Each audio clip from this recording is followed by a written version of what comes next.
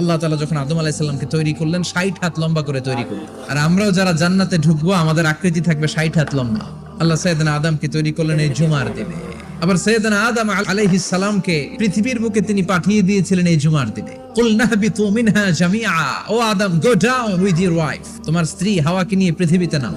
সাইয়েদনা আদম আলাইহিস সালামকে আল্লাহ তাআলা পাঠিয়েছিলেন শ্রীলঙ্কার একটা পাহাড়ে। কুতুবুত তারিখে এসেছে শ্রীলঙ্কা একটা পাহাড় আছে, কলম্বো থেকে অনেক দূর। ওই পাহাড়ের চূড়ায় সাইয়েদনা আদম আলাইহিস সালামের ফুটপ্রিন্ট আছে। ফুটপ্রিন্ট মানে পায়ের ছাপ। তো যেদিন আদম আলাইহিস সালামকে আল্লাহ ওখানে পাঠিয়ে দিয়েছিলেন ওই দিনটা ছিল জুমার দিন। এরপরে সাইয়েদনা আদমকে পাঠানো হলো শ্রীলঙ্কায়, সাইয়্যিদাতুনা হাওয়া আলাইহিস সালামকে পাঠিয়ে দেয়া হলো সৌদি আরবের জেদ্দা শহরে। আরবিতে জেদ্দা বা জাদ্দা মানে দাদি। হাওয়া আলাইহিস সালাম আমাদের সবার দাদি, ঠিক কিনা?